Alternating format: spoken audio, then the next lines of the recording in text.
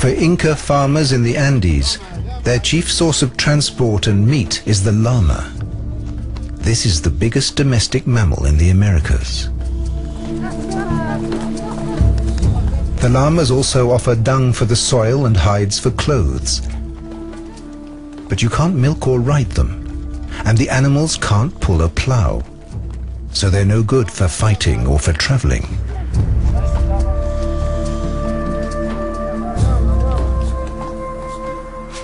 But their wool is one of the best gifts. It's warmer and lighter than sheep's wool, and produces a greater yield.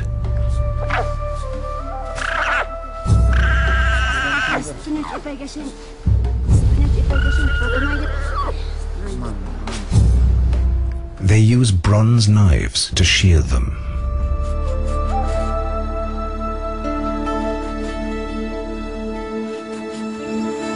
The second principal domesticated animal of the Americas is even smaller. For the Aztecs, in today's Mexico and Guatemala, the turkey is so important that they dedicated 2 religious festivals to it.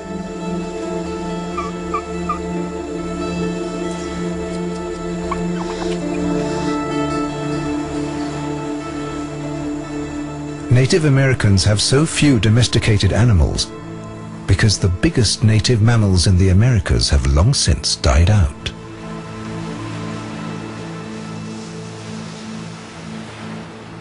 At the end of the last ice age, the megafauna in the Americas, the giant bison and the mastodons, went extinct.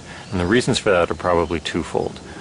First of all, as the ice age was ending, the climate became much hotter and drier, and this killed the vegetation that these very large animals depended on. Secondly, the arrival of hunters into North America, crossed over the Bering Strait land bridge from Asia, coincided with the extinction of these animals. And very likely these hunters went after these large animals who were slow and had a lot of meat. And what this left in North America were animals such as bison, deer, and antelope that are not suited to domestication. The animals that remain have one thing in abundance: space.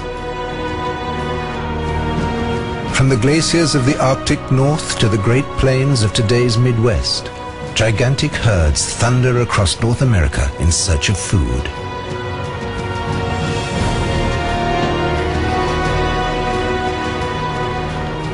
There is room for antelopes and for caribou.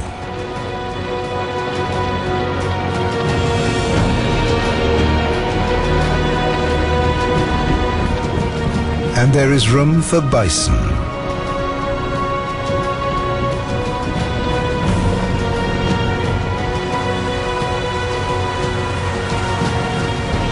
Room for the giant grizzly.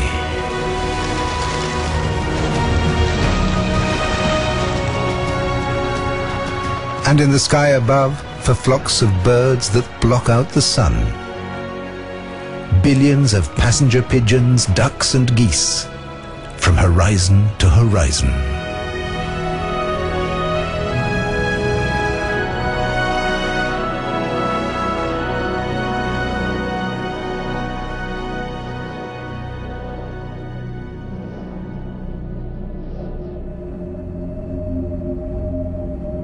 In 1491, they are hunted by hundreds of Native American tribes, village dwellers in the forests of the northeast and nomads on the plains. These civilizations develop new methods to guarantee their meat supply. They can't domesticate these animals, so they find a way of making their prey come to them.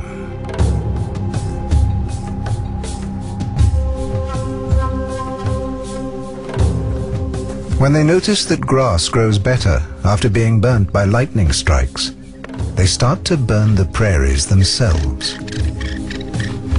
Many tribes such as the Sioux, Cheyenne, Comanche, Shoshone or Blackfoot burn the central plains and the prairies to increase their spread.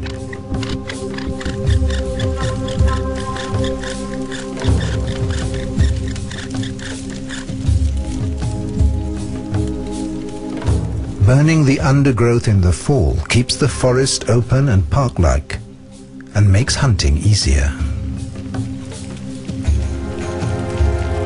Burning the prairie creates lush grassland.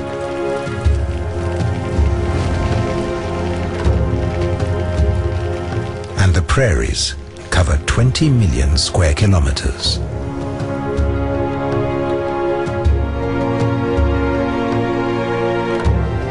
The new rich pastures will lure and increase the numbers of herbivores, as well as the predators that feed on them.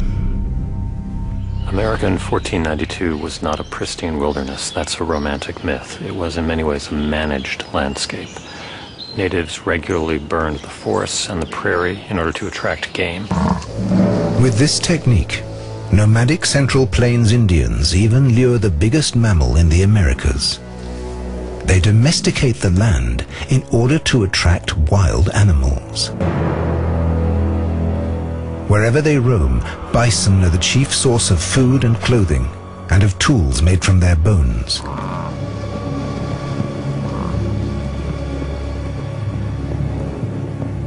The bison thrive.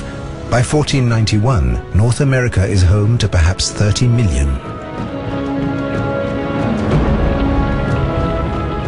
They reign on the prairies from Montana to Texas, pushed east by Native Americans along a path of fire, opening up forest into virgin land.